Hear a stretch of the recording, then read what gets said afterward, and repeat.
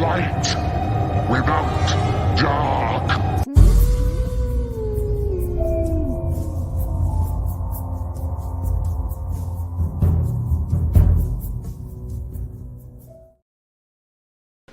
Howdy, howdy, howdy. Welcome to the Witching Hour.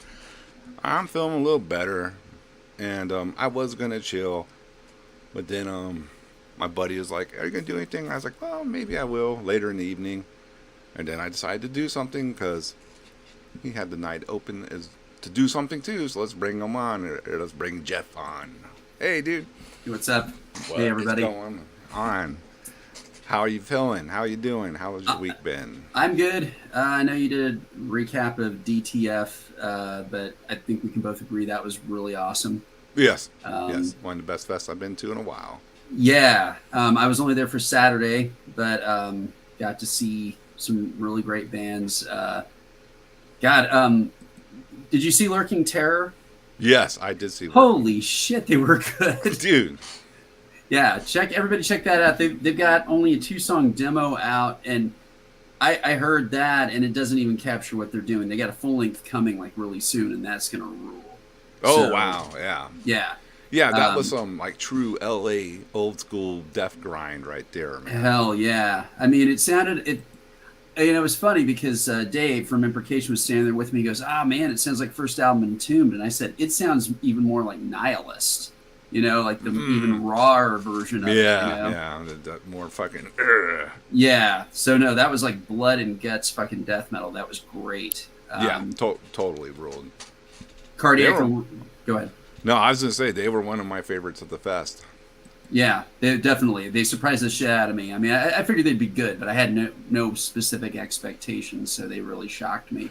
Well, remember on the show that we did prior, that video I had never watched, that you picked the show, the Lurking Terror footage from the LA backyard show or whatever, with the massive crowd. And I was like, this man rules.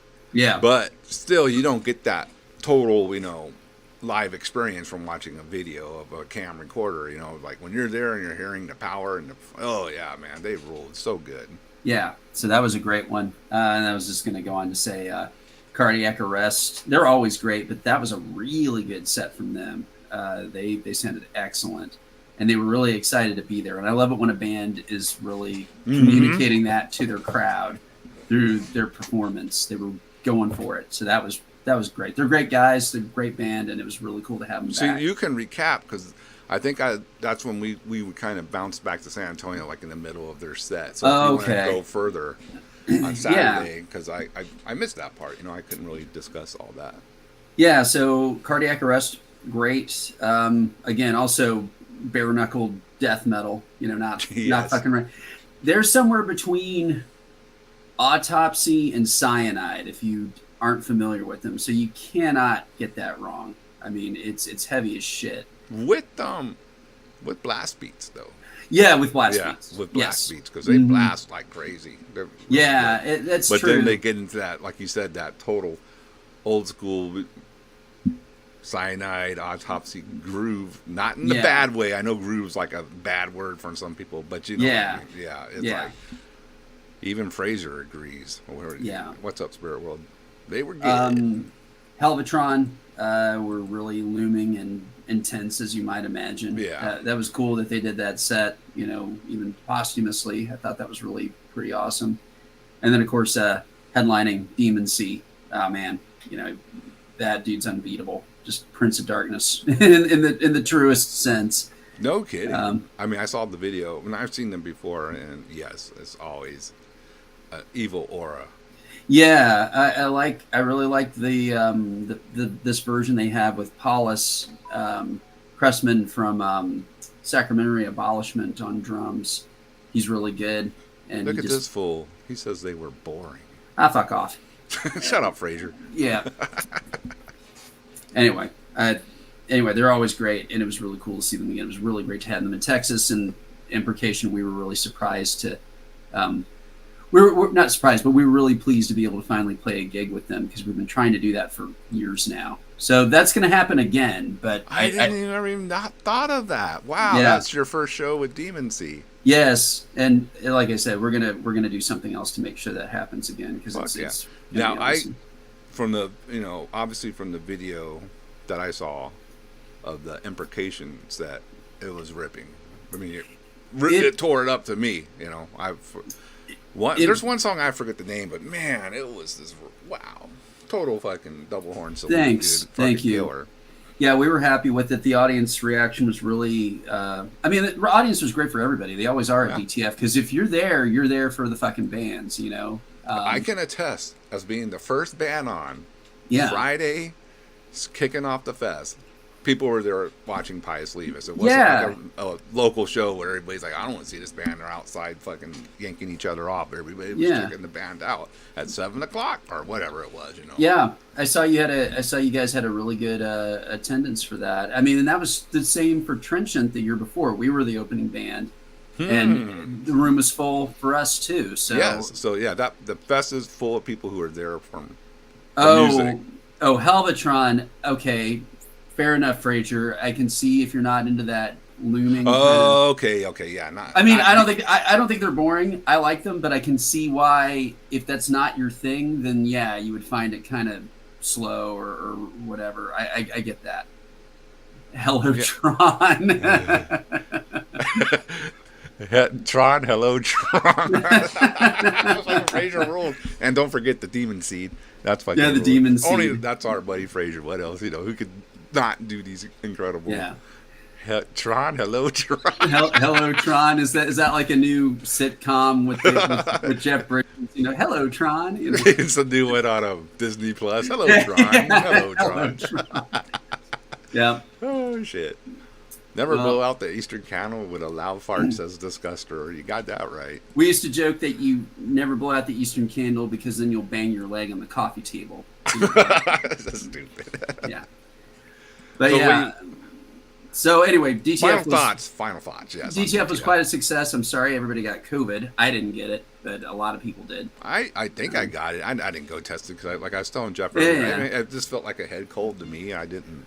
Well, what are you going to do at this point? I mean, it's just, unfortunately, it's just endemic now. It's just like everything else. You're going to get it, and you're going to most likely get over it if you if you already had it, because you're kind of. But I had a head cold. I didn't get a fever. I wasn't bedridden or anything. I just Yeah. And PSA though, if you think you have it and you're getting really sick, like it does kill people sometimes. Yeah. It killed our drummer. I don't want to downplay it though. Yeah. No. I mean, I'm not trying to be alarmist, but it at the height of it killed several people that I know. So please, everybody, take care of yourselves, do the right thing, and go to the fucking hospital and get diagnosed if you're really sick. Yeah, if you're like cannot move, you cannot breathe, that's a sure sign that it's time to go. You need to start getting, because they can save you if they if you get there.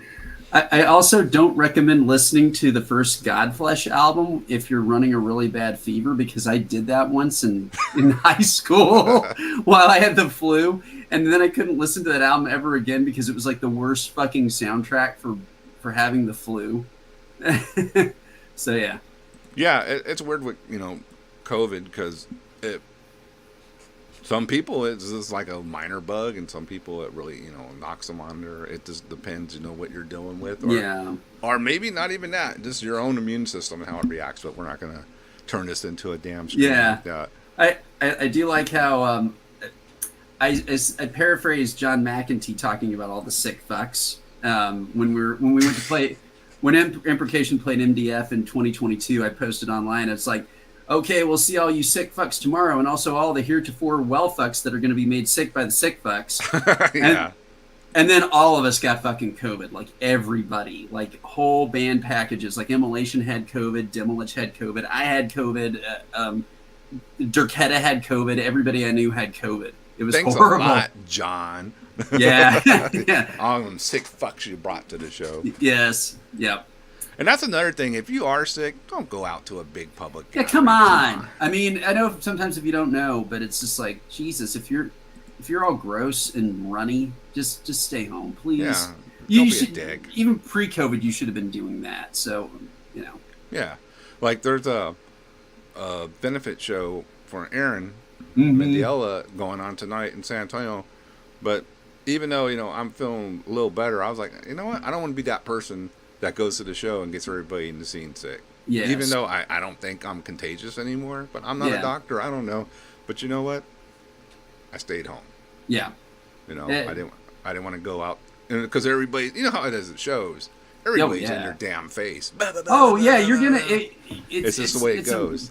It's a miracle that not. I mean, I guess it's just it's already getting boring talking about it. But it's a miracle that not like the entire room doesn't get sick because we're all yelling in each other's faces.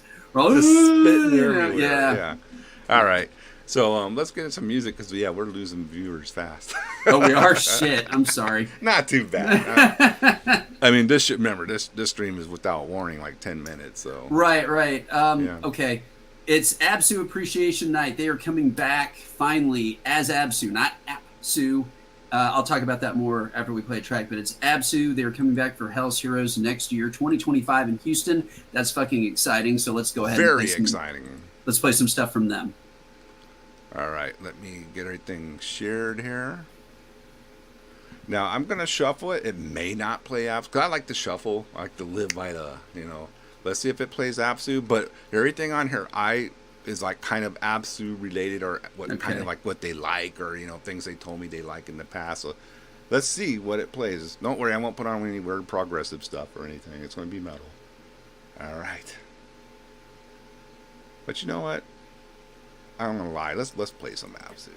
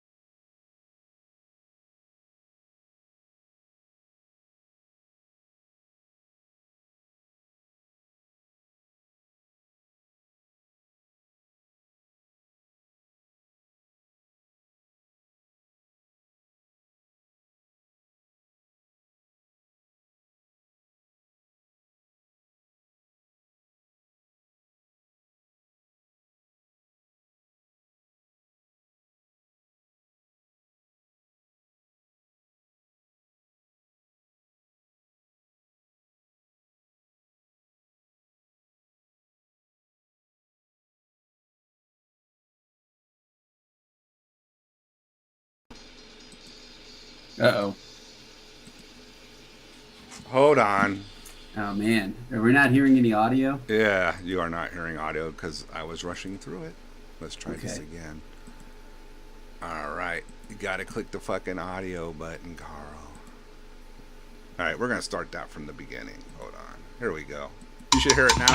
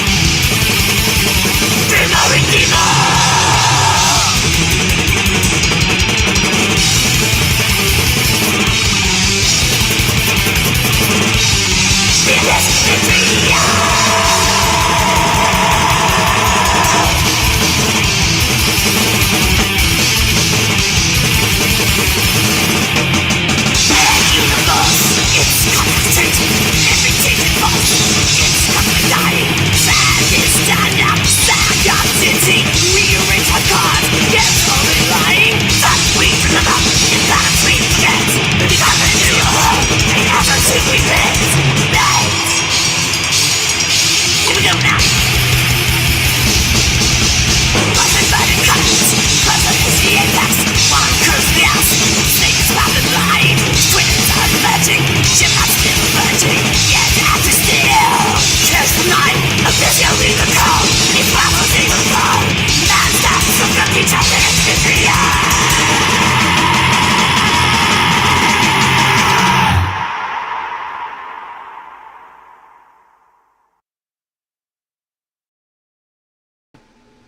What a fucking ripper that one is. Yeah, you beat me to it. I was going to say, what a fucking ripper. Literally was going to say that. Yeah. Remember that EP came out? We were just all like, damn. Yeah. And This then is they, insane. And then they did a whole album of that with Tara. Yeah. you thought like, well, this is like, they're probably going to, maybe take it easy after this ripper because, I mean, this stuff is like nuts. And I'm sure it's like hectic as hell to play. Nope. Yeah. Here comes Tara down the pipe, dude, just ripping it even more. Oh, God, that blew me away so hard when that came out. I could not fucking believe that. I mean, Tara specifically, but I mean, I love all their stuff. But Tara was just like such a huge "fuck you" statement. Like it was just an epic move. Really, It really is like top shelf metal. Oh yeah. Not just for Absu, just in the metal genre of everything. That Absolutely is top shelf metal. Because I mean. That stuff to play it, dude. You have to be you gotta be precise. You gotta be on time perfect. You gotta do all this crazy picking and little gallops and and all that. It's like, wow. Oh yeah. A couple of stories I'll share that are relevant to that. Versifera was looking into going to the. I'm suddenly blanking on the name, and I feel bad about that. The same studio in Dallas where Absu had recorded. Is Tara. it Nomad? Nomad, thank you. Yes, yeah. I was on the tip of my tongue. We actually went over and met the guys at Nomad, and we're talking to them about doing the third Versifera album that we ended up doing with Necromorbus. But one thing that the engineer revealed to us is that for Tara, Prescriptor recorded that whole thing to a click track and no guitars, no nothing. He just did that all by himself. So you want to talk about, I mean, a lot of people don't know that, but that... I didn't know that. Did I? I don't think I did. Wow. Yeah, I had to just stand there with my mouth hanging open. When he told me, I was like, what? Like a scratch, just one scratch track? He goes, no, just a click track. No guitars, nothing. He just came in and did it all on his own. Like I've never all there up here ready to... I have never heard of that. I'm sure it has happened, but I'm not aware. Yeah, I'm sure it's happened. But listen to that drum performance on that album. Imagine just doing that off a click track. I know. That is insane. The guy's a genius. He always was. I mean, yes. Well, okay. I'll stay in this. I'll stay in the early 2000s era, and then I'll go back to the earlier era. But I also tried out for Absu in 2003. I was going to start. I remember that. Mm-hmm. I didn't know if you were going to reveal that or not, but yeah. Oh yeah. I mean, I try not to make a big deal out of it because I don't want people. People kind of ran with it and went, "Oh, he was an Absu," and I was like, "No, I never was." There's a difference. Yeah, I got you. I started working with them, and I did a couple of. Well, I specifically did one big practice session with Shaftil, and then their new guitarist, Prescriptor, was over in Europe with Melikesh, so we were just kind of working out parts and everything and songs that we were going to play. I think back on that now, and I don't think I would have. I mean, because I would have been having to do lion's share of the vocals back and forth with Prescriptor. Mm-hmm. Shit, back then I do not think I was ready. I could have done it now, but I don't think I would have been able to do it back then. Honestly, I think it probably worked out for the best that the band dissolved and kind of fell out from under me. Because that's apparently what happened. I mean, I just suddenly didn't hear anything, and then I found out they were effectively decommissioned. Yeah, they were going to be out for a while. Yeah. Really kind of just broken up until he resurrected it, right? Mm-hmm. Pretty much, yeah. Yeah, with the whole new lineup. And so, God, I hate it when that happens. I was just trying to think of what else I could remember from that period. That's what I was just going to say. The songs I know all the lyrics to a couple of the Tara songs that they wanted me to learn. Like I can perform Pillars of Mercy by heart because I learned it back Okay, then. And when we play it, you're gonna be oh on screen. no, Nah, I'm just kidding. that would be so stupid. No, that would look. Yeah. But yeah, so anyway, my point is I got to look behind the curtain and go, holy shit, these songs are not a joke. There's no shortcuts, nothing. It's full commit. And the fact that Prescriptor continued to do as much vocals as he did with that performance, under him is incredible. Yeah, the self-titled comeback album is great. Oh, I love that one. That's probably my second. No, not second, but my favorite outside the original lineup album. Yes, yeah, I would say so too. I mean, I like everything they've done, but that was a cool one. We should play it. You can't. There's a song called Nightfire Canonization off the Absu self-titled, and it's probably one of their best songs on that album. And the thing that you can't appreciate is that there is this insane move that Prescriptor was doing at the time. I think he finally stopped because it probably looked like it was giving him bursitis or something. Because he didn't have to do it, but I seen the live video of what you're talking about, and I know. When he came back around with the new lineup, he had this clamp with like 3 or 4 different symbols on it. I'm just going from memory here, but it was like a couple of different like accent symbols. And he did this insane, like, Arabian drum move on the one part where it's like he's just, it sounds on the recording like he's just going ding, ding, ding, ding, ding, ding, ding with the crash. But he's actually doing this double overhand thing, like, some kind of drill sergeant kind of shit. Insane. Yeah. And I saw that live the first time. I'm like, oh my God, because he didn't have to do that to achieve that. It just looked amazing, though. And it's just like, that set him apart from everybody. I mean, it still does, but that guy is just an arsenal of X factors. I mean, as a front man, as a drummer, I mean, he's my favorite drummer vocalist of all time, bar none. And I would have to go along with that because for the longest time, mine was Exciter. Yeah, and he's good. I mean, but I like Russ is like, I mean, when you're getting into like technicality and all that, whoa. He's the final manifestation of that, being able to do it. The final boss, as the kids say, and he's fucking Prescriptor, man. On the yes. Carl and I had in case you are keeping score and you didn't know this, Carl and I had a band together back in 1991 called Diabolus. Yeah. We debuted at the DMZ. We opened for a Dallas band called Crucifix, who were cool. Yes, sir. And it was funny because I'd never met any of the Dallas people before. I was flat 16. I just turned 16 that summer. So it was supposed to be Crucifix and Absu. And it was going to be the first time we get to see Absu. I still have the flyer where Absu was listed on there. And they ended up canceling. We are making it Absu night. Don't worry. It's Absu, so super That's heavy. what we're doing. That's what we're doing. Yeah. But yeah, Carl and I we were like the first band on the bill with Diabolus. That was our debut show. We were supposed to play with Absu. It didn't happen, but that's when I really became aware of them. And it was really cool because all the Dallas guys had like these flyers, and it was just for their whole scene, all the different bands like Magatree and Azathoth and Crucifix and Magus, even though they were effectively gone already. Absu, of course. And the thing that was so funny is that all the logos were all drawn by Equitant. Every last one of them. They all look so cool. He does the best fucking logos. He did the logo for Trenchant, and I love it to death. It's the best band logo. He did the Pius Levis final version logo. He did, didn't he? Yeah. Yeah. Crazy, right? I mean, the dude is a logo machine. Some of the best logos out. I mean, Christoph Spagel did some really, really important, iconic logos that are phenomenal. But then he kind of got more formulaic, and like all of his more recent ones kind of started looking like it just became like he became like a factory in a lot of ways. I mean, full respect for the guy, don't get me wrong, but I would say that Equitant always had like a really inimitable style, and he gave every band its own flair. And he does not do a factory presentation. He fits it to the feeling of the band, which I think is really cool. I also, what's crazy about Equitant too is he's done so much background stuff that he doesn't talk about unless you're just talking with him and he'll tell you like, well, I go, what? You did that? Yeah. You did, like very involved in the scene, behind the scenes. Yeah. Total Like, Ghost in the Machine. yeah, you would have no idea. Like Equitant did this, Equitant helped with that, and I was like, whoa, Yeah. dude's fucking down, man. Yeah. Yeah. But doesn't want like no.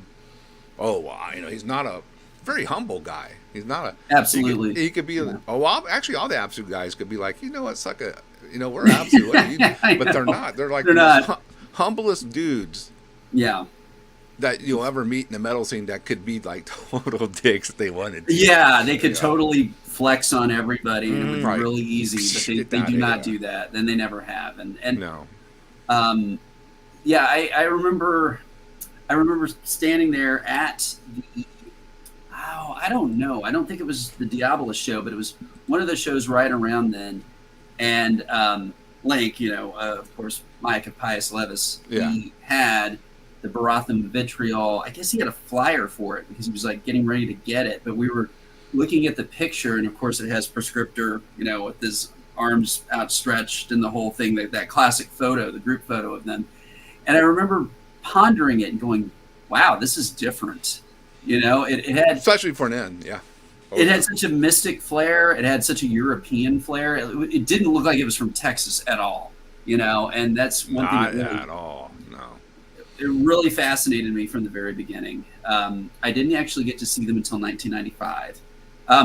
There's a whole story in there, so maybe we should play another song and then. Yeah, we'll come back. We'll come back to it. Yeah. Let me get the jams back up here. What's next on these random jams that are Absu heavy, Aaron? We'll see what's next. Oh, yeah. What's it gonna do?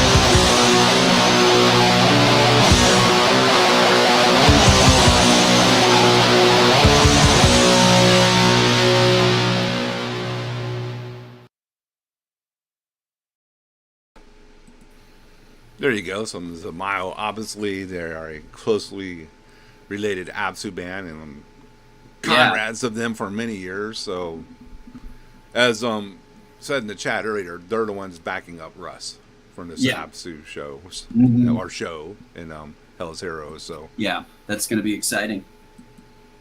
To answer the question, T-Bone, I knew Rad at the time because he was playing second guitar with Absu. I don't know what's become of him. I mean, we lost contact pretty quickly after the band dissolved, but he was a really good guitarist. And we all saw him with Absu in 2001 at Sam's Burger Joint for that festival. So that was really great. That was hysterical because God, I'm about to screw it up. Was it Highland Tyrant Attack in the middle where he does the God, I'm blanking now. It's all becoming a blur. He does the series of like the nightingale screams in the middle of the song. That I believe so. That's it. Yeah. And the whole audience did it with him, and to the point where Shaft was cracking up because it was just so loud. It was really great. It was loud. Yes. I used to like too when he, they finish a song and there's no like music or something. You think they're tuning up, and the Russ would just do the banshee scream out of nowhere. Yeah, you get startled. I was just gonna say that actually startles you sometimes if you're not ready. It's like, holy shit, what the fuck? Yeah. Okay, so the story I was going to tell is the first time when was the first time you saw them? I should ask you that. First time I saw Absu was, I believe, let me think. I think it was the Sacrifice one. Was that 2001? 2001. Yeah. Because remember, they weren't playing many shows after Chris wasn't in the, when Chris wasn't around, they weren't doing so. Yeah. But yeah, so I saw them first in 1995 in Dallas with Enslaved and Incantation. You went to that show? Yes. I remember that. Yeah. That's awesome. Me and Sanguine, the guitarist from Averse Saphira, we went up there to see them. Had not seen them before, had not seen footage of them before, didn't know what to expect at all. And it was something because that was when, and I may not describe this accurately, Russ, if you're seeing this, forgive me. He came out and did like an invocation on stage, in front of the crowd. You can see footage of this. And he does the whole thing in the ninth moon and then a single and this whole incantation. And he's got this cat o' nine tails, this whip, and he's whipping the stage with it and emphasizing it. And we are right up front, and he nearly hit us with the whip. We're like, oh shit, we didn't know what to expect because he's like basically standing right over us and just whacking the stage with that thing. I mean, and then he just runs behind the kit and just fired it up, and it was incredible.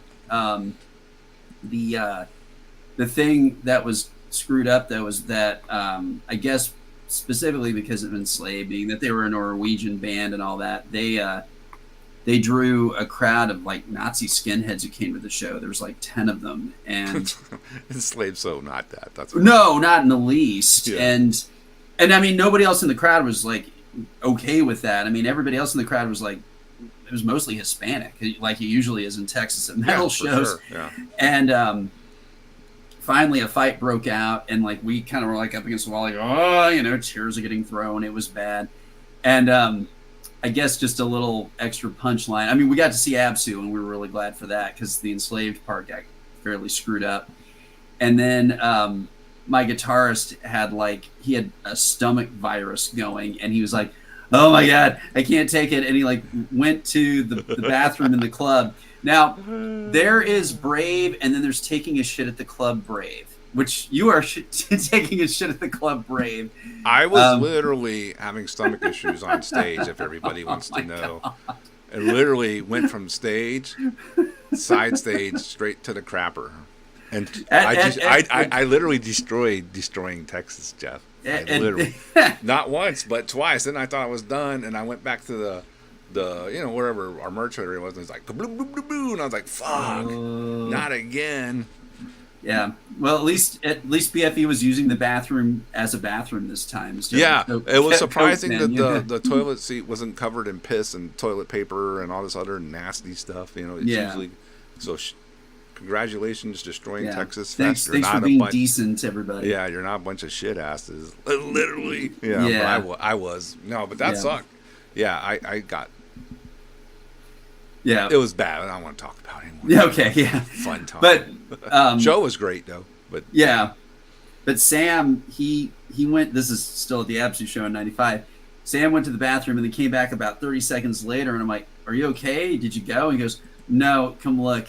And we walked over. This is Enslaved's playing. There's a skinhead fight going on, and we're walking over, and the bathroom is basically just like this cinder block wall that was like kind of built into the middle of the room. And when you walk in, there's just literally a urinal and then a toilet with no stall or anything, just right there, and no door, nothing. And so I'm just like, it's like, we better go. So that was kind of the tail end of the memory. But I getting back to Absu themselves, I was so blown away because I mean they were just awesome. I mean, and again, proper armor and spikes, and just the performance was incredible. And Chris Mazzateris was up front, and I had no idea about him at the time. I didn't know. I mean, I knew about Agoraphobia from back, from before that. Yeah. But I had no idea, and he just was, a perfect component for them. I mean, that's a lineup. If you didn't see that lineup, you missed something really unique.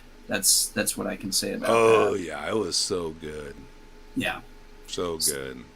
So I got to see that, I think 4 times, because I went to all the Milwaukee Metal Fests that they played, and just tried to catch them every chance I could. That they were like the Texas stalwarts. They were leading the way, like they were paving a name for Texas in Europe for all. They of really us, were. They were one of the bands that really went out there and put U.S. black metal on the map around the world. They went across the world. Yeah. I mean, I know like Absu doesn't refer to themselves as U.S. black metal, but they were black metal from the U.S.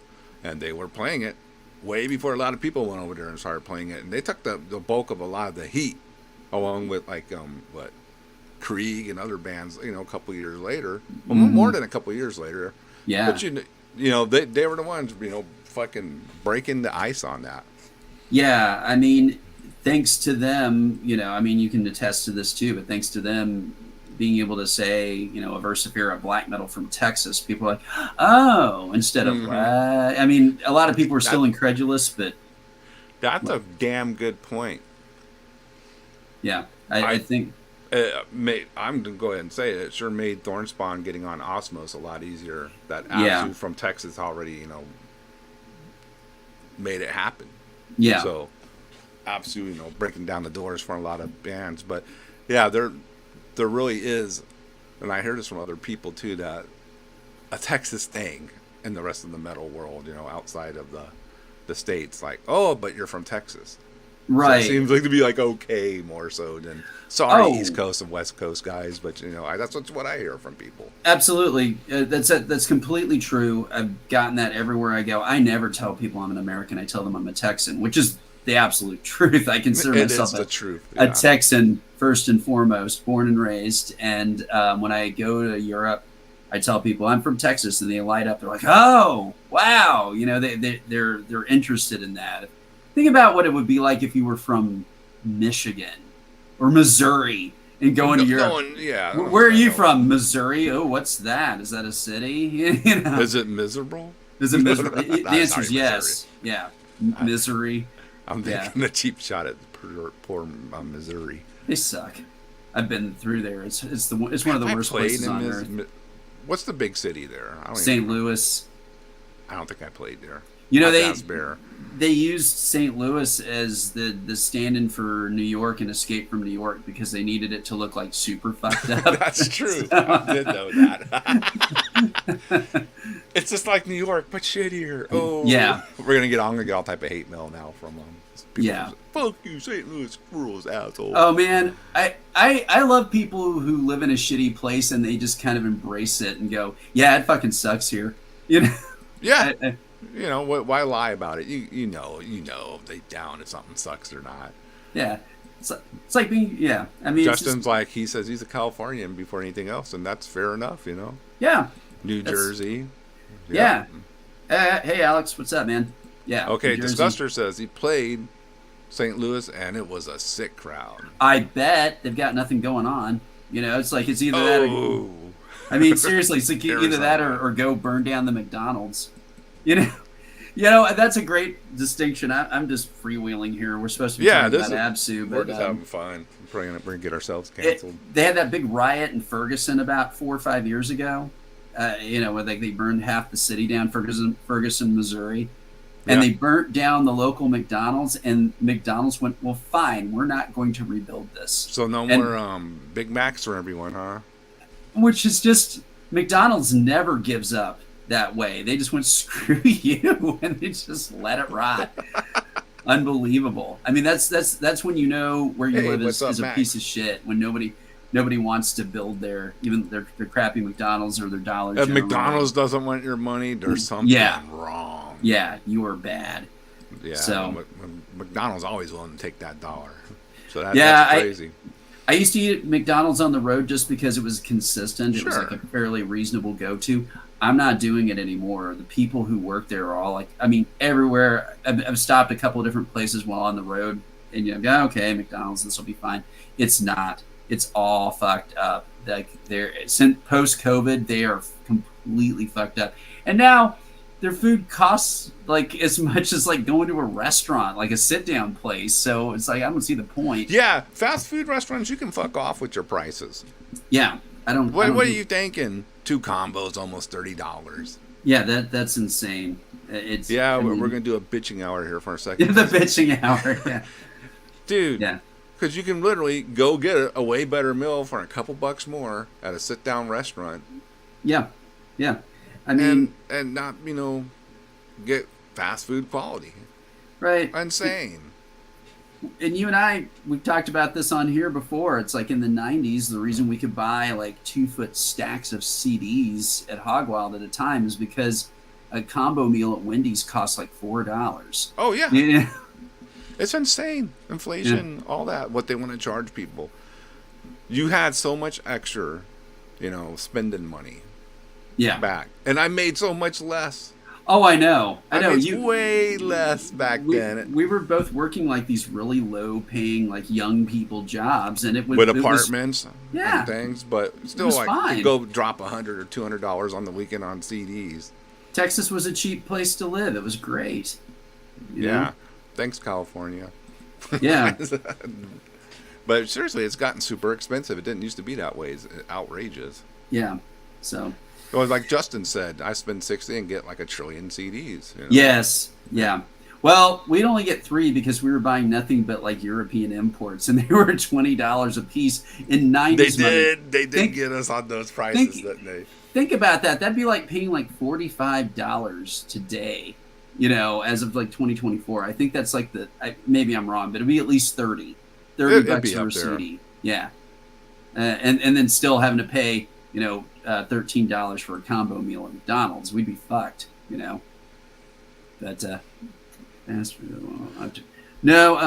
I'd done that before. We had like an ice chest and we kept, slices of, lunch meat and whatever. But, if, you got to make sure, that your drummer doesn't steal everything back up. Well, it's all fucked now. Yeah. Well, we actually would, when I was on tour, we would actually buy a sandwich press right at the beginning of the tour. And then because we had a refrigerator on the bus, of course, this is with Marduk. We would buy the Marduk's going to have that set up. Yeah. We'd buy a sandwich press, just a cheap one at Walmart, get bread, get lunch and meat, get all the stuff. And we just ate sandwiches and stuff like that on the road. That was actually pretty cool. The sandwich press made all the difference. It made everything taste a lot better. Having a hot sandwich was really a luxury on tour. Oh yeah, especially like a snap of a finger, Yeah, I do like Wawa. That's not bad. That's a chain up. It's sort of like a 7-Eleven type deal up in the East Coast. Okay. Yeah, I'm trying to think if I've been to that one. Doesn't sound familiar. Yeah, it's not bad. They make some decent sandwiches. It's kind of like the Buc-ee's of the East Coast, but they're just not humongous stores, Yeah, but you don't like. You had a bad experience. You're gonna bring it up again, aren't you? Sorry. I ate. Warning to all: don't stop at Buc-ee's before you hit the stage or whatever on your way to wherever.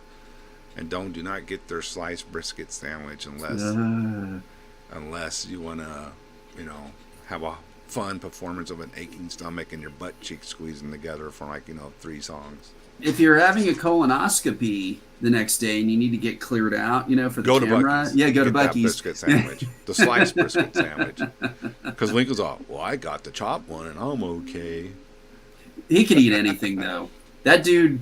That He dude can, but for you know what, Jeff? Yeah. I'm gonna put a little secret out there. He's a picky fucking eater. For him. Really. Yes, yes. I remember back when he was working at that Chinese restaurant, he ate like lemon chicken every day for like a year straight or something like that. You know? Yeah, Jeff. All right, here's the deal on that. Link's like, hey, fuck you guys talking about me. Man. I'm not making fun of him. I just remember this. Yes. I just remember he was like, he told me this. He was like eating lemon chicken. He like, was every because day. he worked at a Chinese restaurant. Yeah, yeah. Right off of Callahan Road. If you're in San Antonio, you know it's on stilts. It's right at Callahan 410. Ding Hao, isn't it? I wasn't going to name it. Yeah. Oh, shit. I'm sorry. Ding Hao. And what they would do after lunch, they would close 2 to 4. Yeah. And Ding Hao would just cook. You know, they would just like they weren't cooking yeah. order. They're just making all their lemon chicken and everything. So once the lunch is over, they could eat as much as they wanted. Yeah. So Link was like eating like a king between 2 and 4. Hell yeah. Because you know, all this delicious, and it's good. You know, it's good stuff. Yeah. Eating all this delicious food, and yeah, that's all I'll say. Yeah, Link, I mean, nothing Link wrong left with that. left school. You know, one summer and came back one fall, and he was a bigger guy. Good old Yeah, I Ding Hao mean, lunch. Yeah. Just eating that much fried sweetened chicken is going to Every get you. day. Yeah. And then But with that sauce and all that, yeah. Well, yeah, but I mean, shit. When you're that age. Well, thanks a lot, Ken. Thank you, Ken. I'm the best looking guy in metal right now. He's What gonna about send- old Necron he's over gonna send me here? flowers. Do I need to take my nerdy glasses off? But I can't see shit. Like, where am I? Yeah. No, and shit. I'm thinking about if I was working in a restaurant back then, I would have been doing the same thing, man. I mean, all of us would. I mean, Especially when you're that age. Fuck yeah, oh yeah, man. yeah. You just eat constantly when you're that age. I mean, Yeah. I don't know how I ate like an entire pizza by myself back then. I can't do that. Isn't that now, crazy? You know? Yeah. And how much like ice cream you could eat? And all Oh man, yeah. just God, junk. This is turning into like the Gen X older man hour. Yes, It's I my will. demographic anyway, so shit. Yes, Ken, I will go with you to the prom. Yes. All Yeah, right. just let Ken me- redeemed himself. I'm the most evil looking guy in metal right now. There you go. I'll take that. Why don't we play Oh. some more Absu?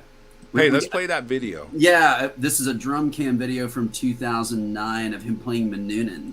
So let's go crazy for that. Let me find it right here. Yeah. Jumping Turtle, yeah, 2000.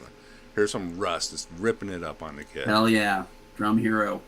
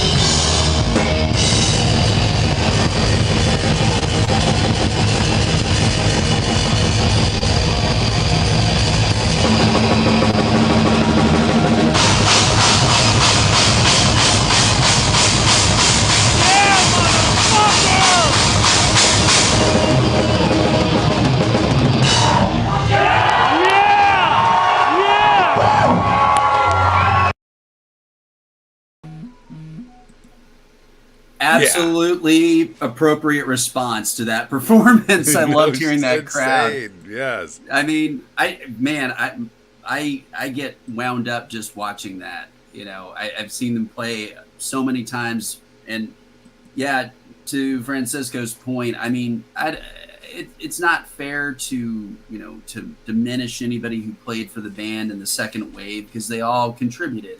And I mean, Prescriptor couldn't do it without them, obviously, but I mean, he needed a band. Let's face it, he was at that point he was the star of the show. He was the attraction, and there's nothing wrong with that. It's always been his band after all is said and done. He's the one constant. So that man, just so many things that he's doing in there that he does not have to do to communicate the song, and it's just insane. There's nobody. I don't think there's anybody doing it quite like that in extreme metal. There's a lot of great drummers out there, but with that amount of feeling, with that amount of organic. And the thing is, too, Jeff, he's doing it, and it's amazing, but it is not showing off.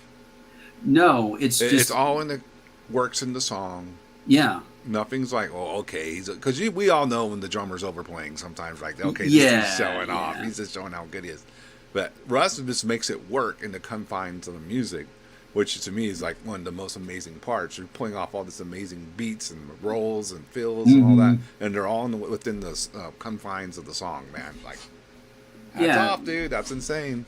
And none of it's noodly, like you said, like it's not excessive. It's not masturbatory. It all counts. I mean, it all matters. It communicates the song, and it's hit for hit for hit for hit. He just never misses. And his cymbal work is one of my favorite things. I'm not a drummer, but I write a lot of drum parts for the bands that I'm in, and I'm a huge cymbal nerd. I like a lot of cymbal variety. I like lots of accents, and Prescriptor does it better than anybody, hands down. So it's matching. Someone was asking earlier. I do not know what the configuration is going to be with Absu playing live. I can only assume that Prescriptor is going to be playing drums at least some of the time. I mean, I could be dead wrong. I don't know. Like all we know is the Miles backing them. Yeah. So I don't know. I almost, you know what? Let's go to the show and find out. Yeah, absolutely. We will be doing that. Either way, and the Mile guys are more than enough and talented to pull off the songs regardless.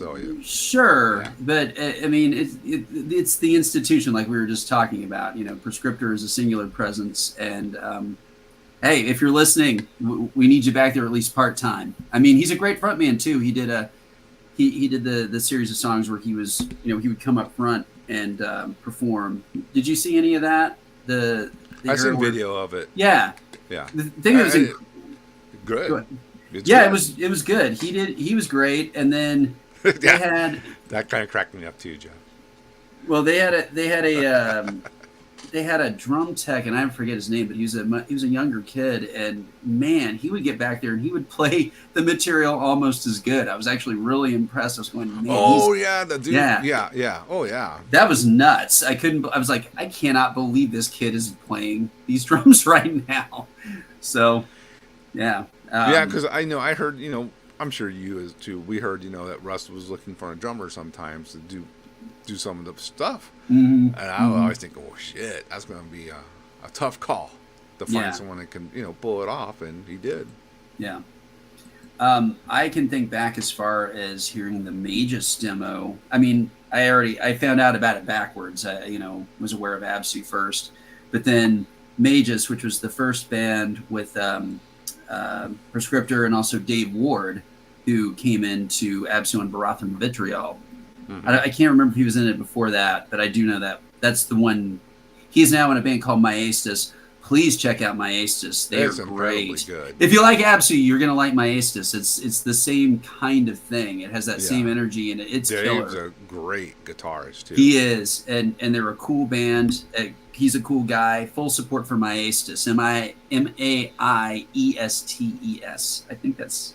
The only thing Dangerous at Absu show discussed to her is your ears are gonna get destroyed by awesomeness. Yeah. How you like that old school? Yeah. I had an old joke because the name. I was like, yeah, I was listening to Tara and I ended up beating my kid and got arrested for child absu. That's terrible. Yeah. I love bad jokes though, so yes. It's great for me. Now, what is Ken saying? I have pictures from '93 for Russ holding his sword and was chanting some words before they started set. Was in Texas. I tucked the pick. Oh, damn, Ken. Yeah. That's right. That's Dallas area, right? Yeah. Right. Yeah, that's what I'm talking about when he was coming out and doing. Well, I mean, I saw him with the whip era, but yeah, he did like an incantation coming out on stage. Yes, but the Magus demos, those are out, still floating around on CD, and even then, his performances were insane. So, I mean, he was just a prodigy. I don't know how old he was, maybe 17, something like that. So, anyway, I mean, I don't know. I'm spotty on early Absu history, honestly. I mean, I love all that material, when they were still just a proper death metal band, but I don't know all the timeline, perfectly. Me too. I don't claim to be a full historian or anything, but well, it was also funny because there's that band, there's the band Dolmen, which featured Equitant and Shaftil. Yep. And then they had this drummer who went by his name was Danny Benbow. But the thing that's so hilarious is that on the re-edition of the Dolmen album, which I have, there's a picture of that dude, Danny, the drummer. And he's standing there with like sunglasses on. He's got like kind of a short haircut with it kind of combed back and like a cigarette. Yeah. And everybody just thought it was Prescriptor under a different name. Yep. And he's a different dude. He's absolutely a different person. I think I actually met him once. So yeah, it's a different guy, but everybody got so confused. Like, what is that? I was the same way. I was like, oh, that's Russ under. Is that like under a different name or whatever? Yeah, it's a funny thing. I mean, I think Dallas had its own thing going on. I mean, I feel like Houston is sort of like the main hub of the underground, but Dallas had its own scene that had a lot of really different bands. Of course, like Morbid Scream. And of course, Rigor Mortis, Gamacide, of course, Witch Hammer, a lot of cool bands that came out of the Dallas area that were very different from one another. Absu was one of them. So, it wasn't a bunch of copycat bands back in the day. No, yeah, Rumination of Debauchery. That is killer. That is so cool. Ken's collection is like. That's a flex. I saw Ken in Chicago when I went up to see Blood a few weeks ago. Oh hell yeah, Ken was out there. Yeah, and the thing I said to him was like, I didn't realize that the wall of albums behind you. I was like, I thought that was like a picture of your collection. Yeah, but I didn't realize that was like real time. Like, oh no shit! I thought it was like a backdrop, like a green screen kind of thing, showing his collection. I didn't realize that was an actual fucking wall of all his shit. That impressed the hell out of me. That was amazing. But if we ever get up to Chicago, we're gonna have to invade the lair somehow. The crypt. Yeah. Just on a visitor's pass, Ken. Absolutely. We'll have to make plans to go check out the collection if you will let some Texas assholes into your Chicagoan household or yeah. Do that. What's really fun to make Chicago people do is like force them to take you to go get deep dish pizza, because it turns out, I mean, they have a lot of that up there, and I guess they do eat it, but it turns out that's kind of like going out to get cake. That's not something you do all the time. Tom from Cardiac Arrest took me all around when I was up there, and we went and got deep dish pizza. We made Boris take us, and Boris is totally cool. I was like, well, and my it was my wife was with me, and she was like, I really want Chicago deep dish pizza, and Boris was like, okay, I'll do it, but, and he took us to a great place with deep dish. Plus, he paid for the whole meal and everything. We weren't asking for that, man. Right. But I caught that though. Actual Chicago pizza is thin crust. They explained it to me. It's just like that just like everywhere else, it's thin crust. It's like, That's okay. funny. And we're Yeah. like, no, we want that Chicago. Deep dish. The big old giant, cake type pizza. We can't get that in Texas is No, the thing. So, There was a couple places in San Antonio, Chicago deep dish pizza that were serving it, but I think they're gone now. I went to that place. It was Did out you? on the yeah. It There was was a out on the couple loop. of them. Yeah. Yeah, and it was good, but man, I mean, their service was terrible, and plus, you don't appreciate the fact that it takes like 40 minutes to cook one of those fucking things. So Yeah, you're gonna be there for a while. Yeah. Even when we went to Chicago, because we were trying to kill time, so I guess that was before we got dropped off the airport. So I guess that was a good idea, thanks to my wife, because I remember being at the place quite a while. Yeah. But anyway, so Chicago scene rules, of course, love it up there. And yes, Pius Levis would love to come up to the East Coast. Just make everything. If it works, it works. That's all I can say. Yeah. So getting back to Absu, I just posted up a video of some footage that I had not seen from the Mazadaris era, and it looks like pretty great footage. And I was talking about earlier, if you hadn't seen them from that era, which many of you surely haven't, I think they played out with that lineup way more in Europe than they did in the States. So give me a sec. Okay, here. Yeah. I found it. Yeah, but check this out. The energy of it is just unparalleled. They were again, such a unique band. I cannot believe that we were lucky enough to have a band like this from Texas. This is something. It's almost unbelievable, right? It should have happened. They should have been from Europe. I mean, they really should have. Texas has two, in my eyes, amazing bands that you would never thought would come from Texas, and that's Nick Revore and Absu. Yeah, both way ahead of the curve. Yes, So, sir. All right, yeah, let's check it out. Let's check it out.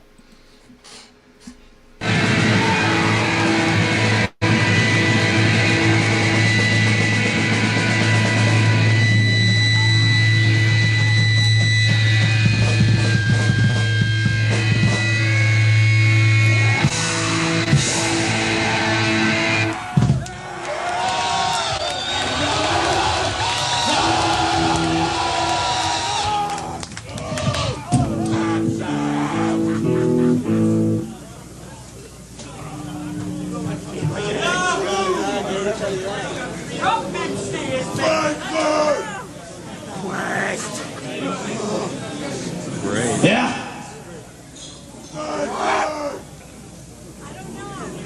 Black metal fucker!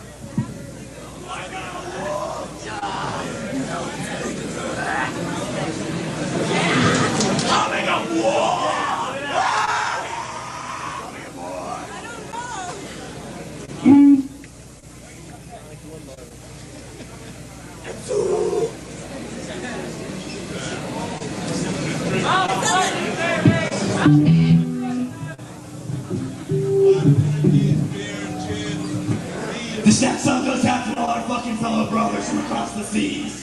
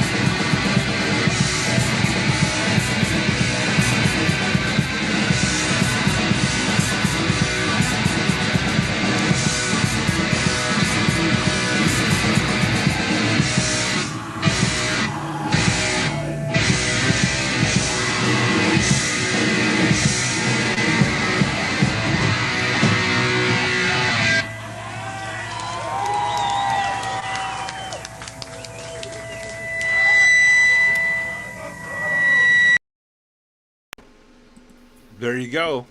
The Absu that was. Yes. And you can tell that's a band firing on all cylinders.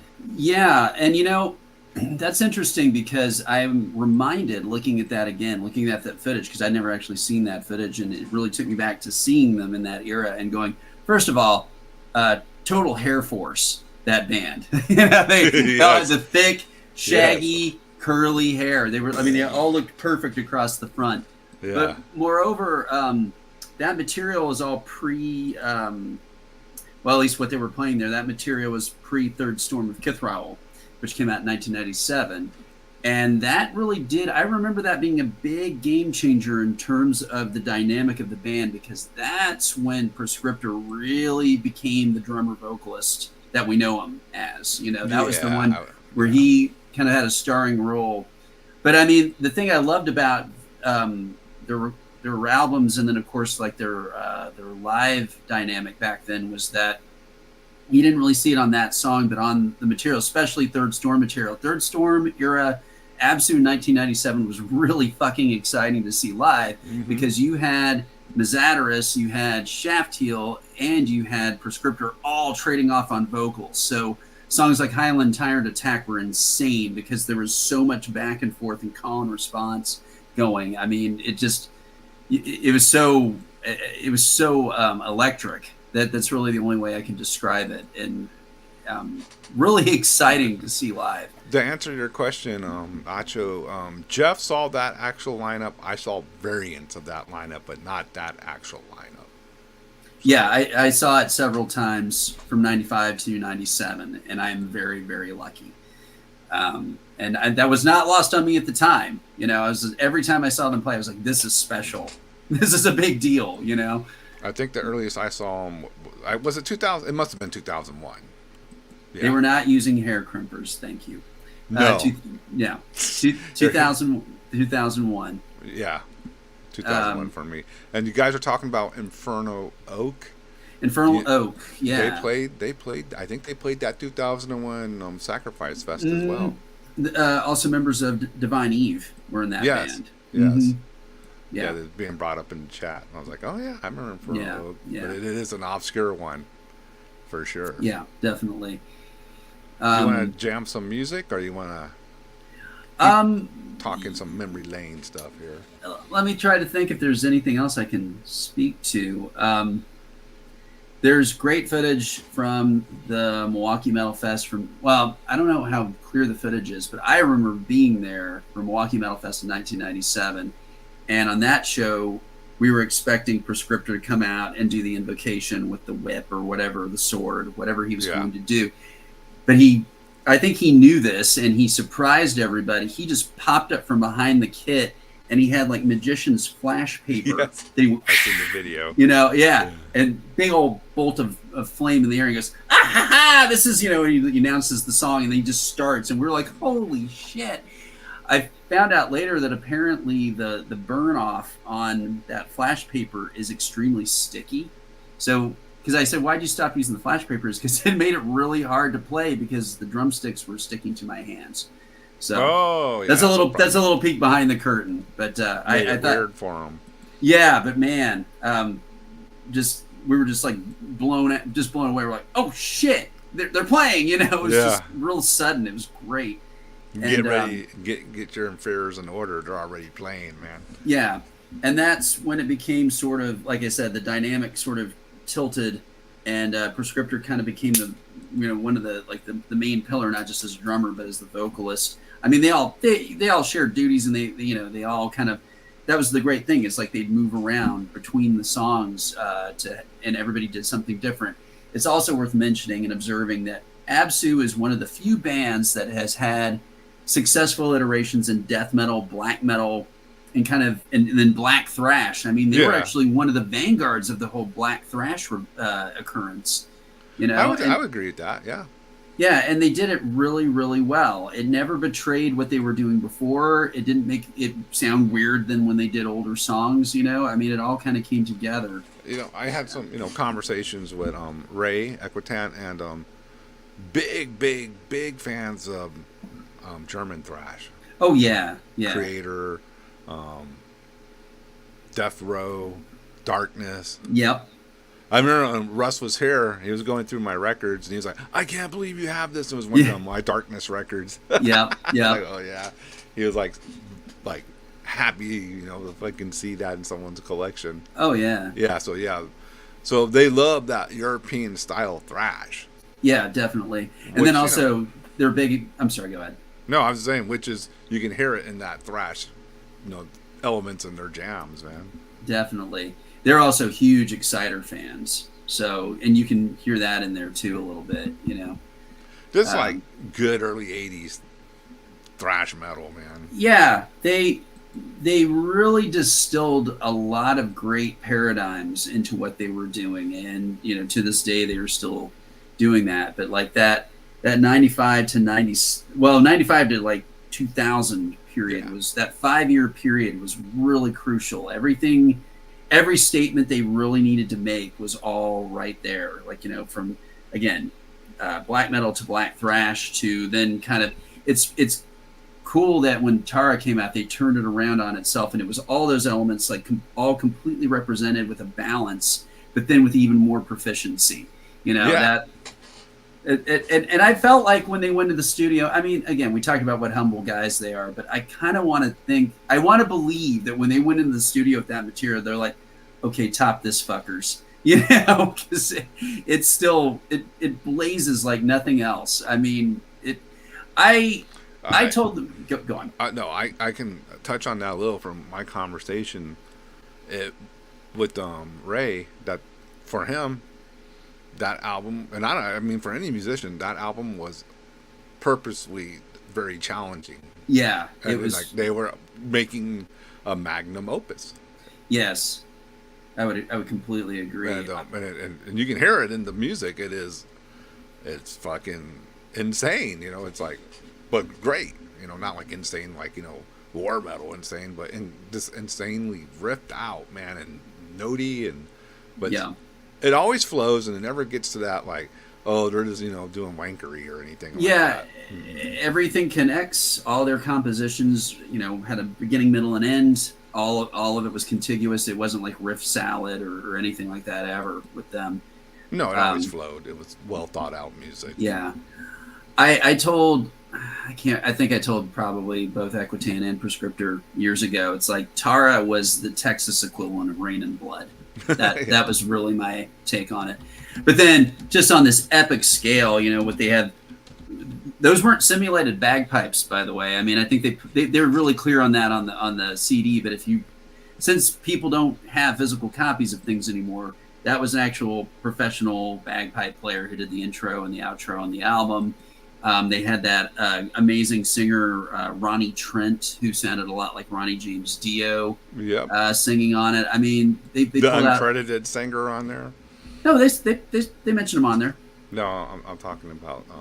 the other singer, that they couldn't put on for legal reasons. Yeah, legal reasons they couldn't say he was on not there, Queen Diamond. No. But, the one the Queen would be married to. The one the Queen would be married to, the other Diamond. Yeah. But, amazing. But yeah, so just the scale of it was so ambitious, and again, really, it was funny because you'd think it would have set a standard, but it was so untouchable that it just kind of stands alone. I still don't feel like anything has come quite that close, you know, in quite that way, you know. I mean, and that isn't to say that there isn't a lot of really worthy entries, but I mean, no, of course not. But like Slayer, you know. Yeah. But I would really, exactly. You know, Rain and Blood is like the Slayer magnum opus. I know me and you have these conversations. You're a South of Heaven guy. I'm a South of Heaven guy. And I'm a Hell Awaits guy. I like Hell Awaits. No, and I like South of Heaven too. Yeah. I'm not one of those guys who's like, oh, South of Heaven. Yeah.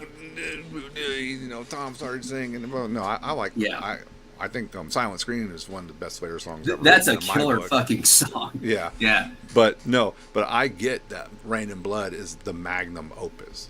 Yeah. There's that flashpoint where the band is fully realized and you're hearing it on the record, and it's like everything they do after that will always be held to that measure. And that's a difficult thing, especially if it's like your diverse band out or something like that, you know, that I mean, their first album out, then that's I feel sorry for bands that kind of do that, because like, damn, your first album, you can't even top it. That's a if you want to really be immortal, make your third album your best album, or your fourth album, and something in that area.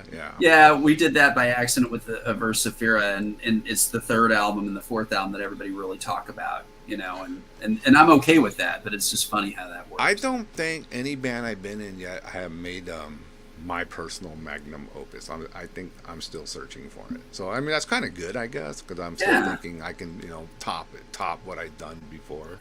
I think that's a great way to push yourself. Absolutely. I'm like, it's good, but I'm gonna do better. You know, I can do better. I feel like end up saying absolutely a lot when we're talking about absolutely. It's almost like it's mandatory to say that. Yeah, I don't mind saying their name like 100 times during the show, but absolutely, Jeff. Yeah, absolutely. Here's some. I think Sam's best vocal performance was on Clarion, but everything else. That's interesting. Yeah, thank you. Yeah, he changed it. He started changing a little bit on Tetragrammatical. That's true. Anyway, that's a Versifera trivia, in case you care. Yeah. But yeah, I think we should let's jam some more stuff. I got some. I could kind of enthuse about them all night. What do you say we shut it down in 30 minutes?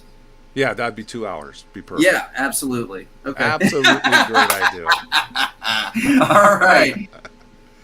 All right, here we go. What's next on this random playlist of Absu?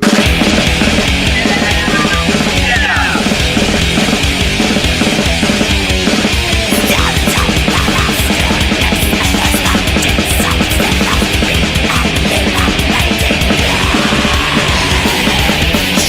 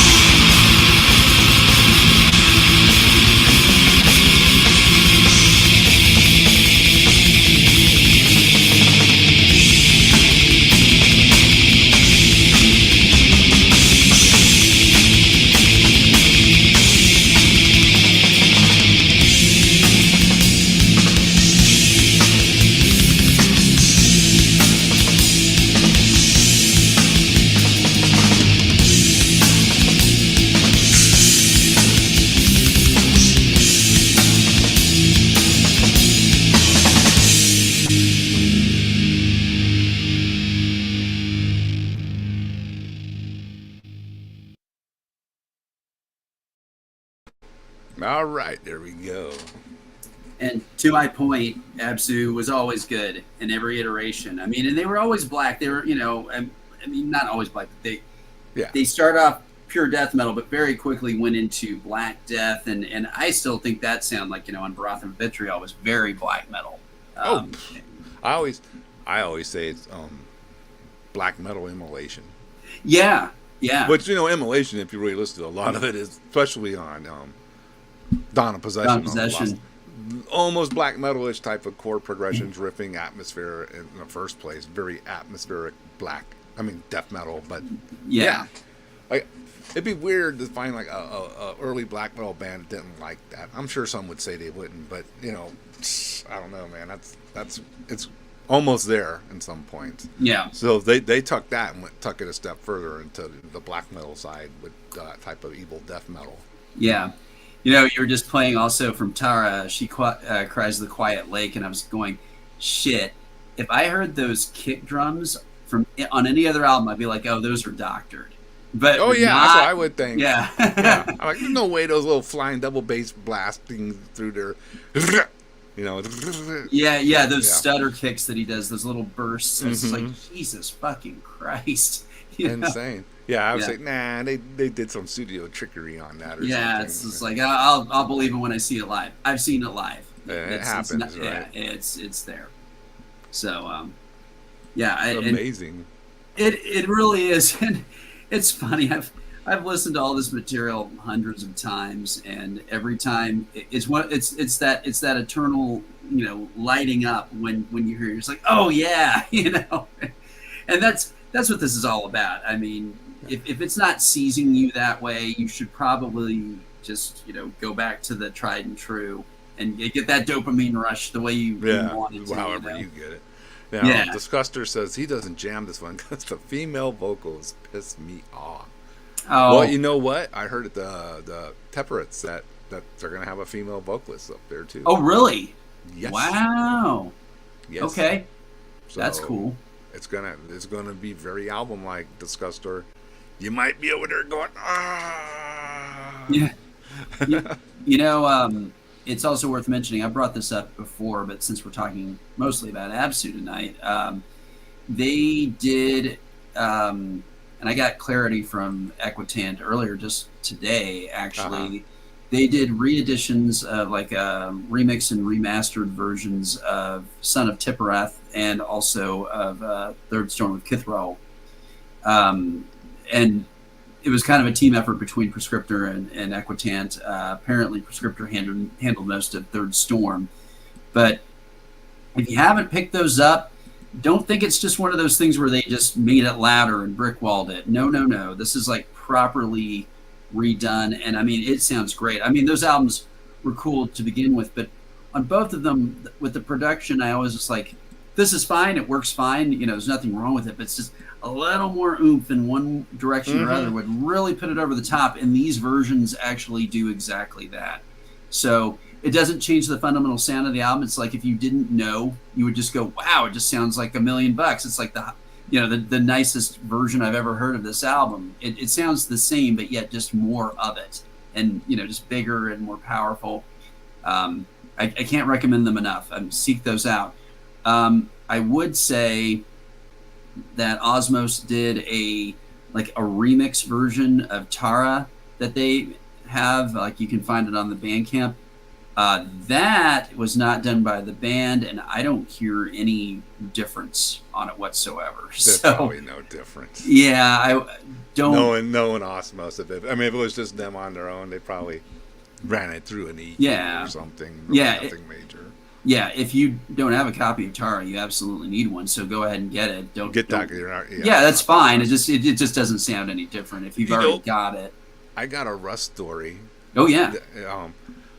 So, I had been looking for the Necrovore Sarcophago split picture. Oh, right? Yeah. Yeah, right? And then out of nowhere, one got posted.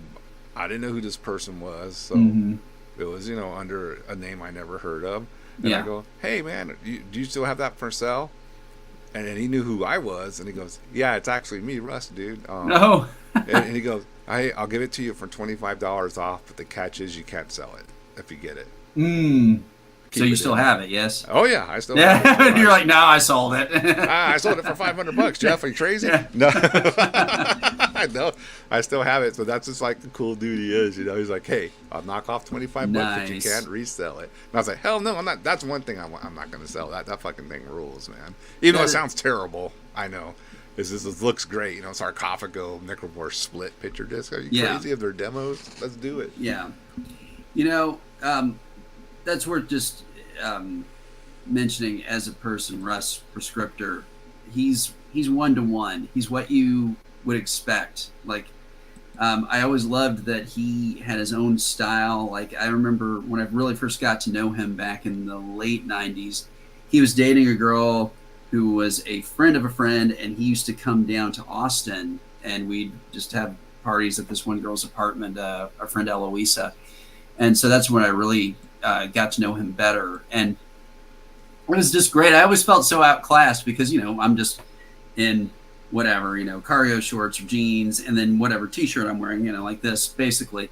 And he would just have it to the nines. He'd have like medallions and amulets like all over. And The real like, deal. You know, Yeah. Yeah. And, you know, like wrist guards and like bangles and everything, you know. I mean, it's like he'd always look like he'd just kind of come off stage. And I was just like going, God, it's like, I loved that. And I was like going, I cannot do that. You know, I mean, I'm not that different on stage. I just don't wear spikes. You know what I'm saying? But Yeah. But I mean, his style and his whole just outlook, just that he was a consummate artist and that he was just such an individual. And, Yeah, it wasn't rock starry, but No, more it was just him. Yeah. I remember too, dude. Remember when I think we all just said fuck it and we started like being like super metal dressing, you know, like Yeah. wearing leather pants to a random show and spikes Oh, and bullet yeah. belts and all Yeah. that. I'm not doing that nowadays. I'm too old and I want to be comfortable. So if Yeah. if I'm playing, yeah, for sure, I ain't going on stage in shorts, JD. But I am.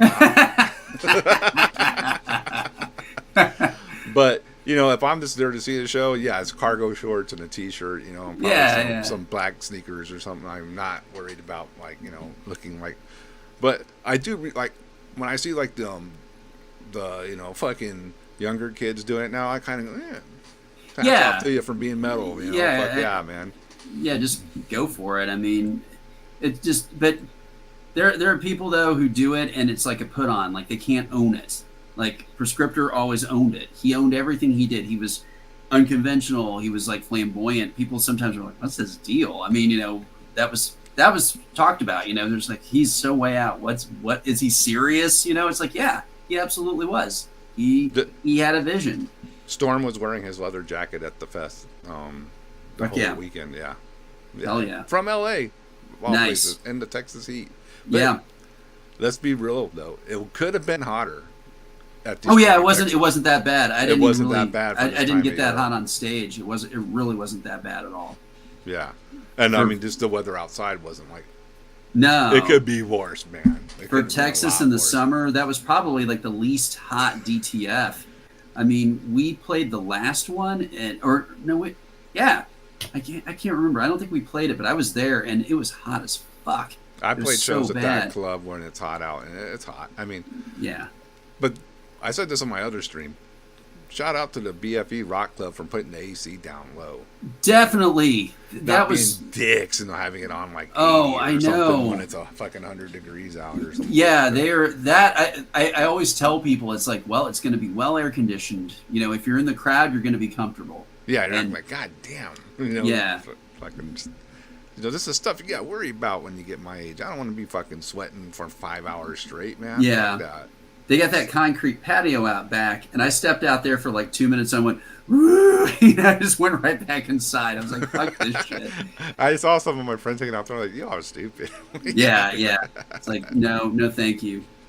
But, we got a little bit of time left. I'm trying to think if there's anything else I can.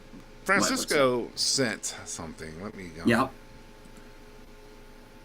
Black Wolf, the singer that was on Tara, Ronnie Trent band.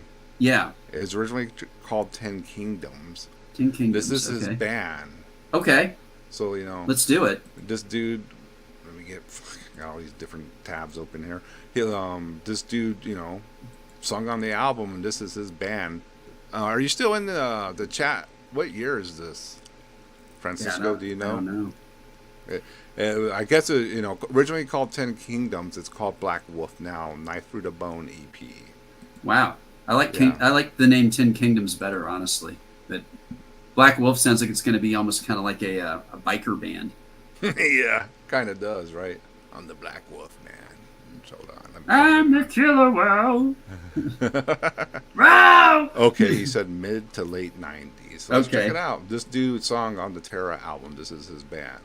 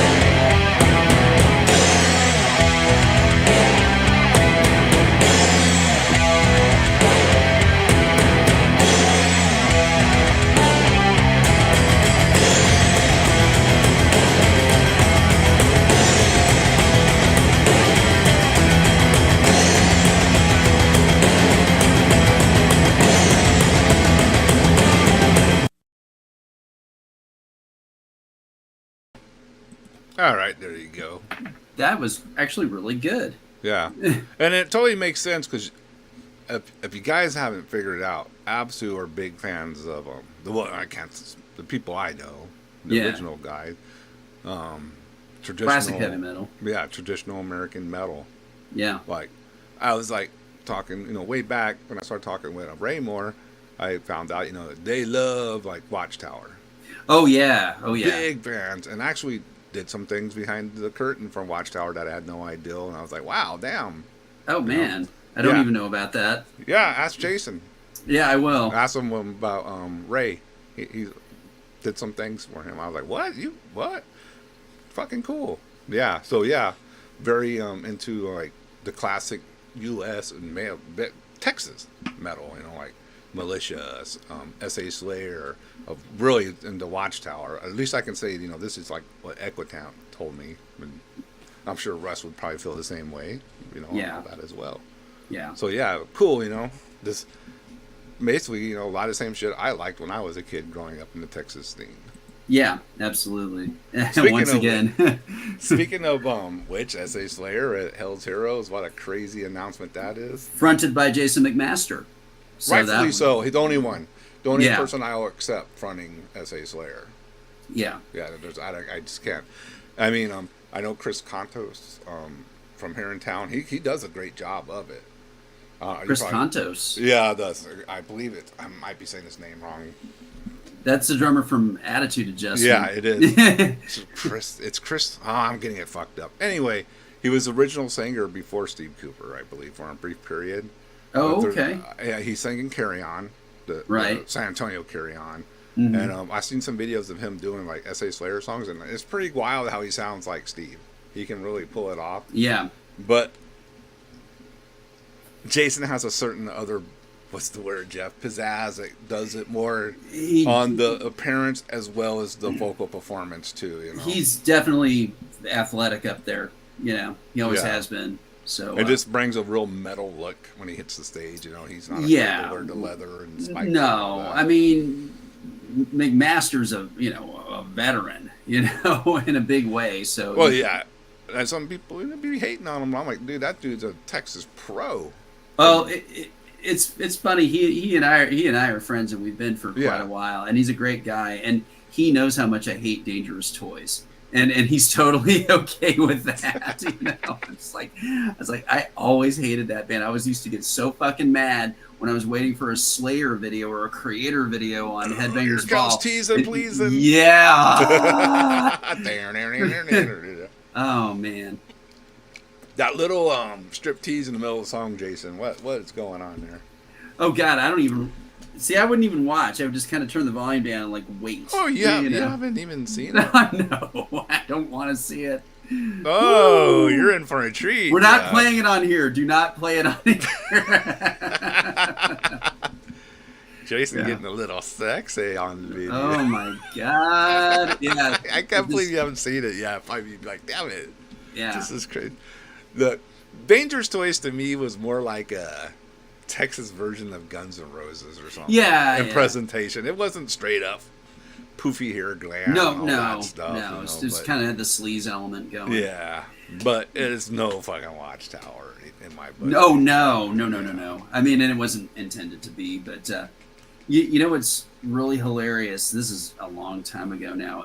Immolation came and stayed at my house for a couple of days when they were on tour between shows. And Bill, their guitarist at the time, Bill Taylor, he brought this Trivial Pursuit game with him, but it was like rock and metal Trivial Pursuit. Oh, I remember stuff like that, yeah. And the thing that was fucked about it was that it was mostly like questions about like hair metal bands. Of course. That's the era, yeah.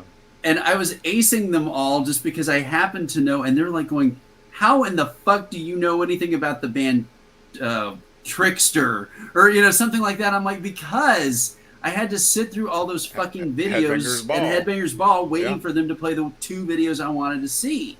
Jeff really had the records. He was like jamming out. Yeah. No, but they were so flummoxed. They're like, dude, you're not supposed to know that. How do you know that? Why do you know that? And anybody that grew up watching that damn Headbangers Ball knew you had for every hour. I mean, you had to watch 59 minutes or whatever of crap for one good video, and then you have to do the whole thing over again, for every hour.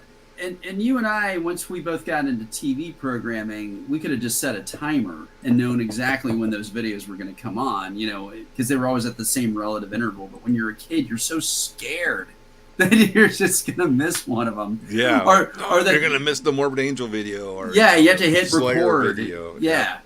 The kids today have no clue how shitty it was. There was no YouTube just to pull up.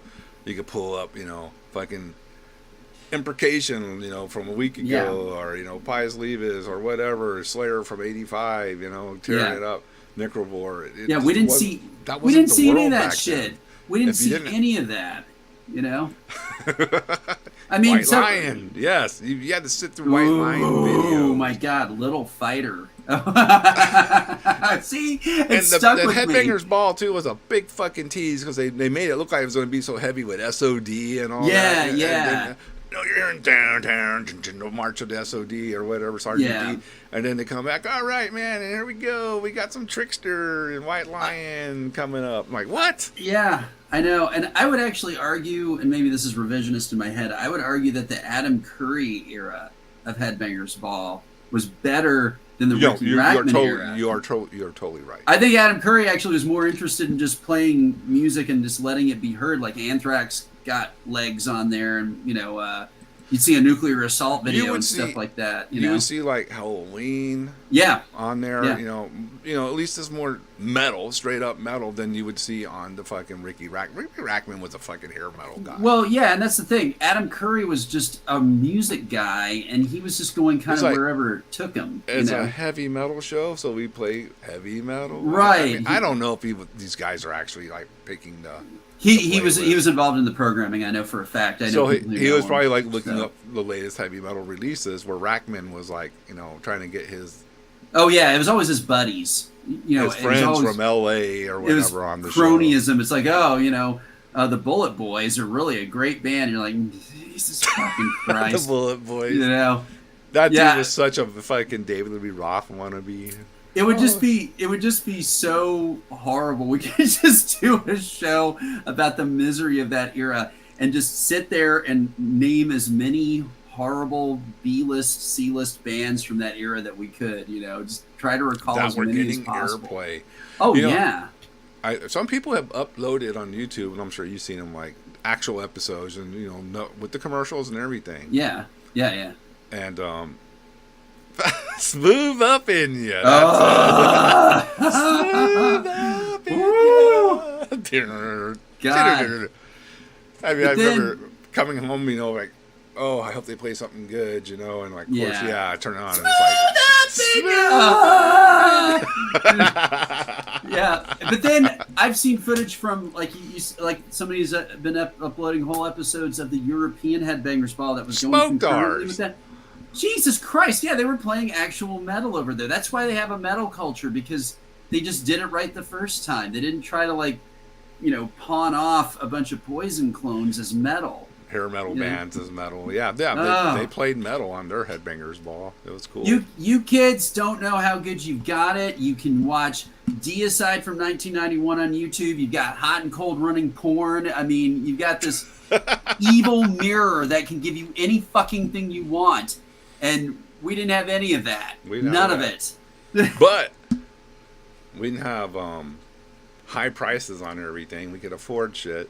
Yeah. And we didn't have to worry about phones attached to our hips all the time. It was a good trade to actually have like civil liberties and money instead of the internet. I mean, if I could change it, I probably would. I'd rather have my civil liberties and some extra money in my pocket. Than, because I'll find real metal. I did it back then. I can do it now. Hell yeah, we would have just kept going. If there had been no internet and no 9/11, this country would still be pretty awesome. Look, Dokken and Wasp was like heavier stuff. Yeah, I like Dokken. I like both those, and that's heavier stuff. Yeah. Than what they were usually playing on the Headbangers They weren't Ball. playing Wasp or Dokken on Headbangers Ball very often. No. I mean, it was a lot of fucking crap. Yeah, it was just the top tier. It was the shit tier hair metal That Ricky was just, Rackman and his Cat House Bands or whatever it was. everybody's like, oh yeah, hair metal was killed by grunge. I'm like, no, hair metal was killed by hair metal. That's what this was about. Hair metal got ridiculously stupid. Yeah, it was really, really, Talent really level bad. was bad songwriting, bad image. Dangerous Toys was right in that pocket, and I'm gonna go on record for that. I'm sorry, Jason, you're my buddy, but you were part of that wave. 89. That was really Dangerous bad. Toys also was #1 on Total Request Live at one point. I remember Did you know? that. Yeah, crazy. I do remember that. I mean, I'm glad that he made a name for himself, and I'm glad that, I mean, he was in the trenches for a long time. He absolutely deserves to have that cachet. I don't fault him for that one bit. I just don't like it. It's just a personal taste thing. I have some of, what is it, guilty pleasures with Dangerous Toys. So I don't, because I like, you know me, I like to laugh at stupid shit. And, you know, stupid songs like Sport Well, and yeah, Woody. they had plenty of those. Yeah, Sport and Woody is like so dumb. Yeah. But no, Jason has this respect from Watchtower, and he's got to know that. Absolutely. That's where his respect And lies. he's a legitimate talent. I mean, you don't have to like everything that somebody does if they're doing different bands. Like I'm hugely influenced by Dan Loker, and I hated Brutal Truth. You know, I love Nuclear Assault. Yeah, I Nuclear love. Assault's great. Oh yeah, yeah. I mean, all that stuff that he did other than Brutal Truth, I like. So that's just how that works. There's a couple Brutal Truth songs I like, but I am definitely not like some. I don't even think I own anything by them. I couldn't get into them. Yeah, But I thought Ravenous was better. yeah, that Shout out to JD, how he loves his Ravenous. But yeah, that was a cool project. He always was in cool projects. Remember when everybody was doing a project right in year 2000? Everyone was doing a project, like Satir and Phil Anselmo were doing a project. You know, everything was Ivon. like, yeah, like everything was like 2 fucking songs or 1 song that was on a comp, and then nothing else happened. You know, everybody was trying to do a project. It's like, but you know, they're getting on the cover of Terrorizer magazine and this. oh, and I know. It just weird time. I think I am glad that we're back away from that balkanization where it's not just a bunch of guys picking away at things sort of half-assedly. Their bands are fully committed again like they used to be, and I think that's a good thing. But yeah, McMaster has a very storied history with Metallica. He has very kindly showed me his collection of ephemera from the years in which he didn't just it wasn't that he was just trading tapes with Metallica. He was like talking to them on the phone like regularly back in the day. You know, back 83. I think I heard the story. Like, didn't they get him on? They got him on some shows in the West Coast at some. Oh somehow. yeah, I mean, like they said we want Watchtower to open the show. Yeah, and then also like if he shows up, he has full backstage access to this day, to my understanding. So yeah, McMaster's one of the Texas legends. Yeah, I always like those pictures of the old days, like Slayer and Metallica coming through town, and you see like Jason and the Slayer guys all hanging out. Yeah. It's kind of it's cool to see it before all the big money and all that came along, and it's just like kind of what we do. This is underground metal bands, supporting each other. Yeah, well, and that's the funny thing. And what time is it? Okay, well, yeah, we're gonna wrap up soon. Yeah, that's it's partly I don't want to keep everybody else up all night, but no, they're used to this. Up all night, sleep all day. the not cool Slaughter, and that's another one for you. Yeah, and my wife fucking hates Slaughter, dude. You know why? Why? Because she went to a show at Sunken Garden. And they said, no. "Rain or shine, they will play." Right? And it rained. And it rained, and they didn't play. Oh. Well, what do you expect from pussies like that, But she was like, the ticket said rain or shine. And I went there with my hair all done and my makeup, and I stood in the fucking rain, and they didn't play. That fucking sucks. Pussies. Well, yeah. So did she get her money back? I don't know. I didn't know her back then. I told her that's what you get for going to a gay slaughter. Yeah, that's the helpful dude response. What are you doing wasting our money on that poser crap? Yeah, totally. That'll teach you. Yeah. Anyway, well, I thought she was also going to say like the singer was like a dick to her when she wouldn't like hook up with them or something like that. You know, No, I've she heard- wasn't hooking up with. No. I'm just saying I've heard tons of stories I see like what you're that saying. over I was time. like, damn, No. I'm just saying I always hear those stories. There's some girl somewhere going, "Oh yeah, the singer of the band was a dick. He tried to fuck me, and I wouldn't let him." And then he's like, you know, I mean, there's always got a that temper story. tantrum. Yeah. No, it said rain or shine, and they did not play because it was raining. Yeah, sons of bitches. I could see her though trying to get her money back. I'll ask her. Yeah. Hey, just leave me alone. Yeah.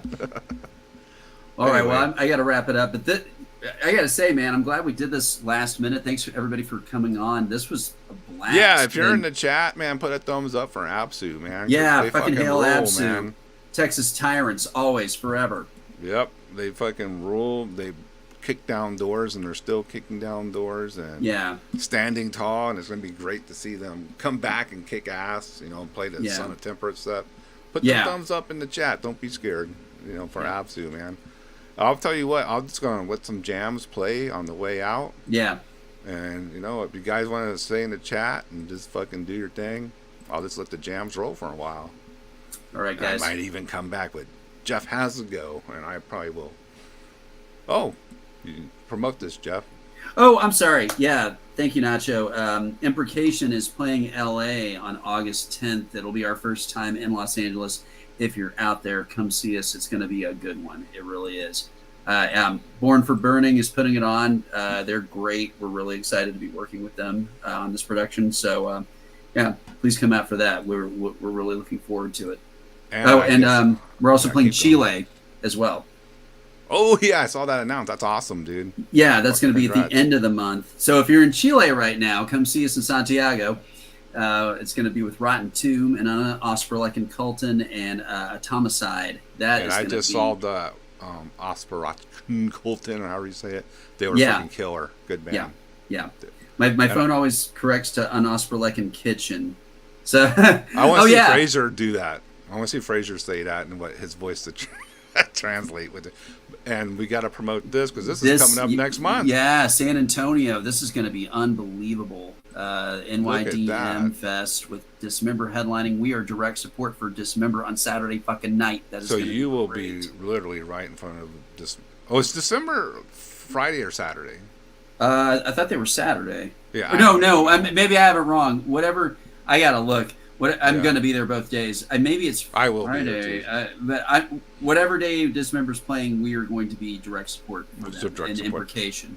So. Fuck yeah.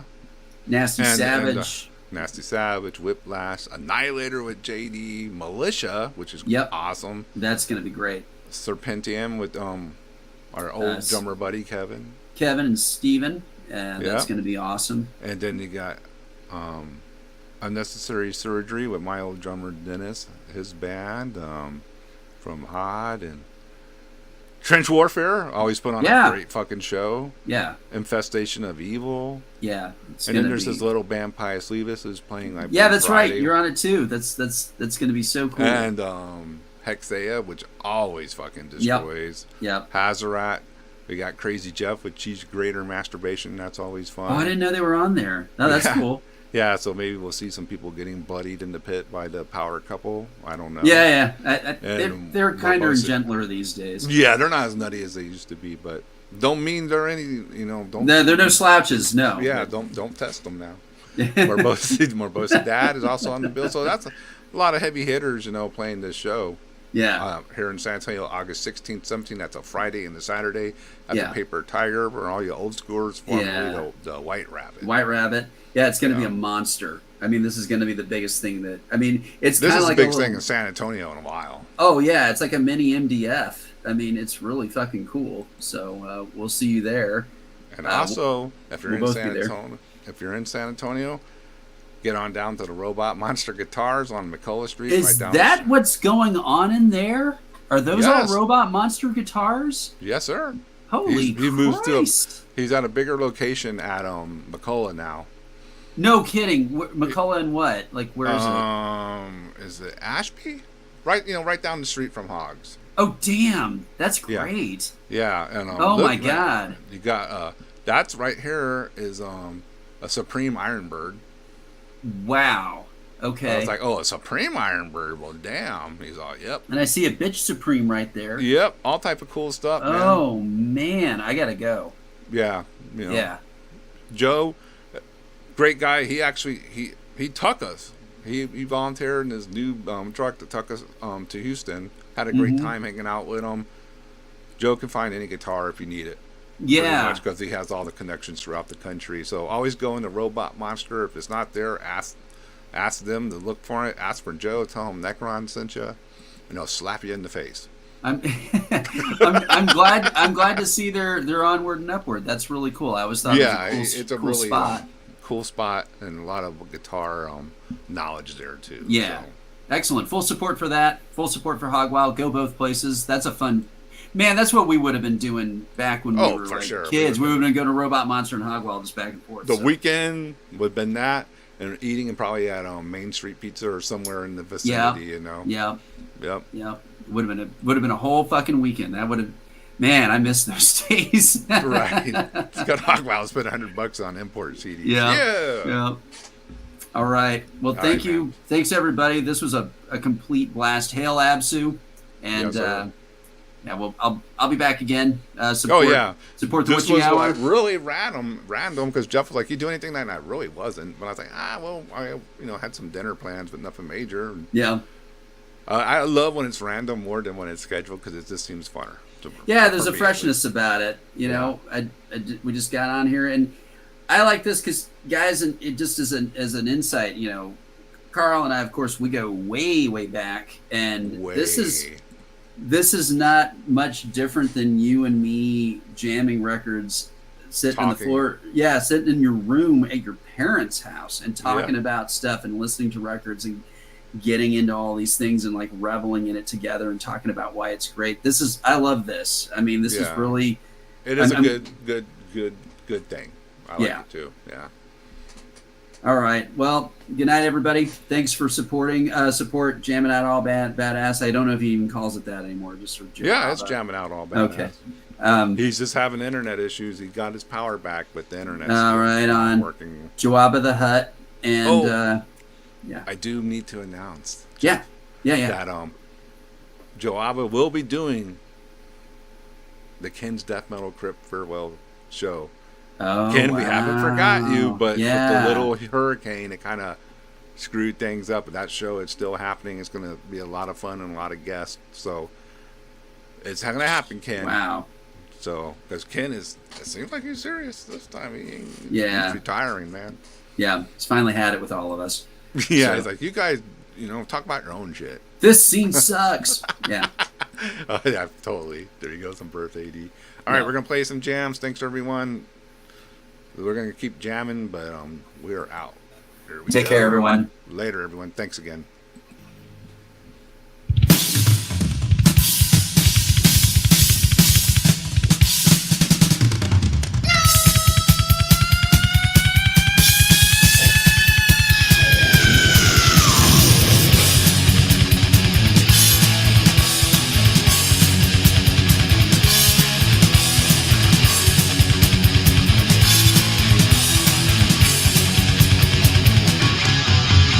Beware!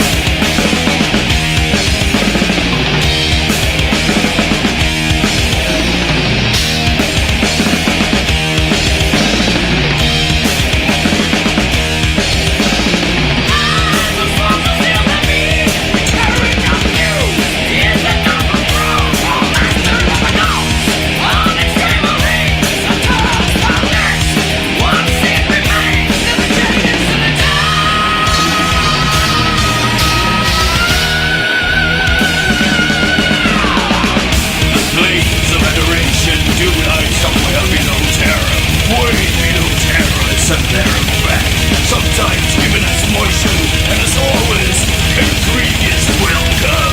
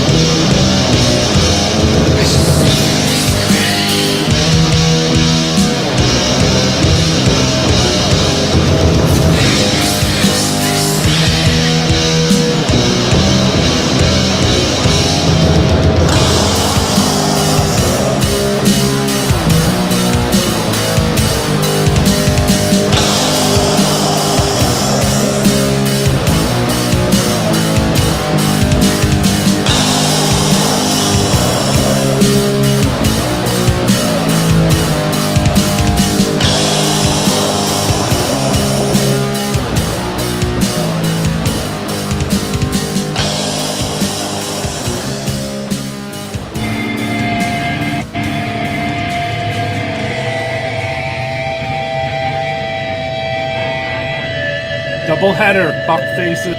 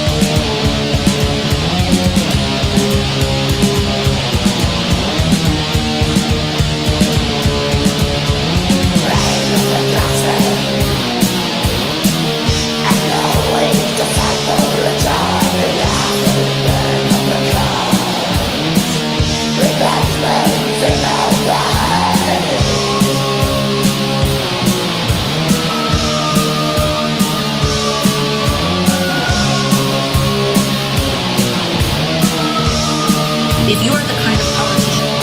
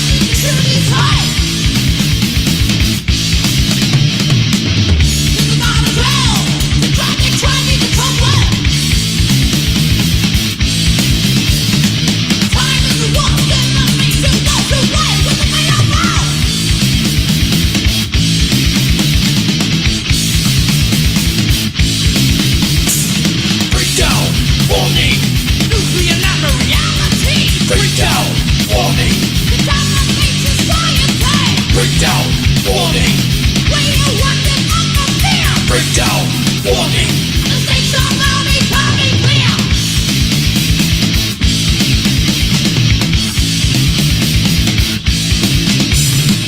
Meltdown, Becomes a war of panic. meltdown, Radiation from the skin. meltdown, But there's a ship to be involved. meltdown, There's a killer closing round.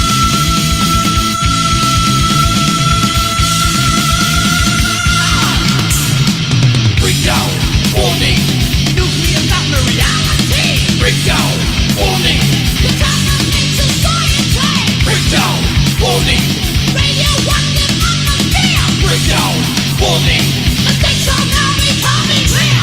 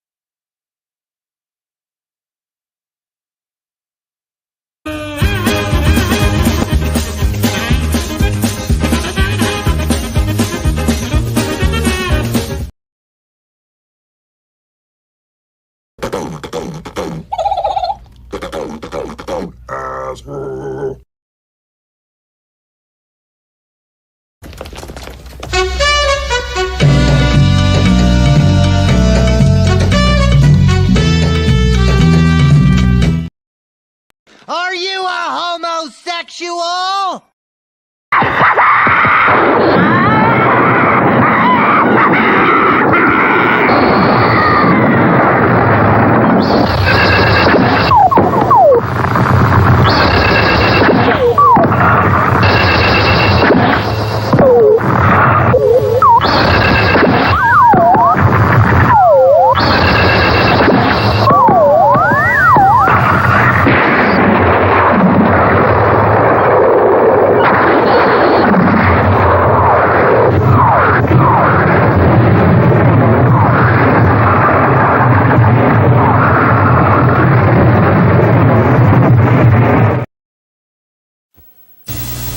When you're feeling bored or blue, watch out for the munchies. They find ways of making you munch when you're not hungry. Here, munch this. Here, munch that. Soon you're not just bored, you're fat. Go on out, find stuff to do. Get munching off your mind. Soon you'll see you're feeling great. The munchies left behind. Watch out for the munchies. Another nutritional message from the ABC television network.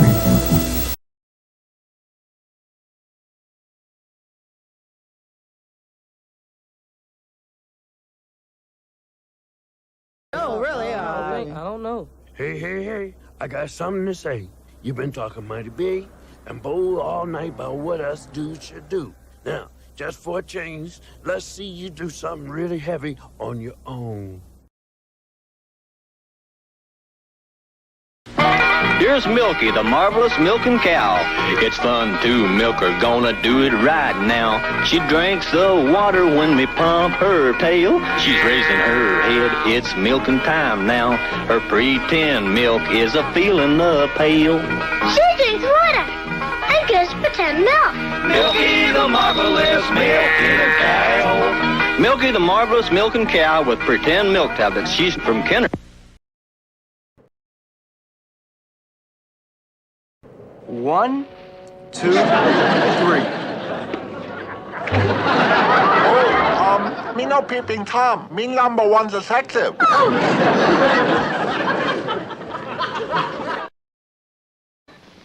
They call me Yuck Mouth, 'cause I don't brush. Oh, I like my teeth like this. They call me Yuck Mouth. No, I won't brush. How's about a little kiss? I got roast beef in my teeth, got some chicken too. Ouch, that's a cavity. Hey, that's new. Well, if you don't brush your teeth, then get you too. Can be a yuck mouth. Don't be a yuck mouth. Another nutritional message from the ABC television network.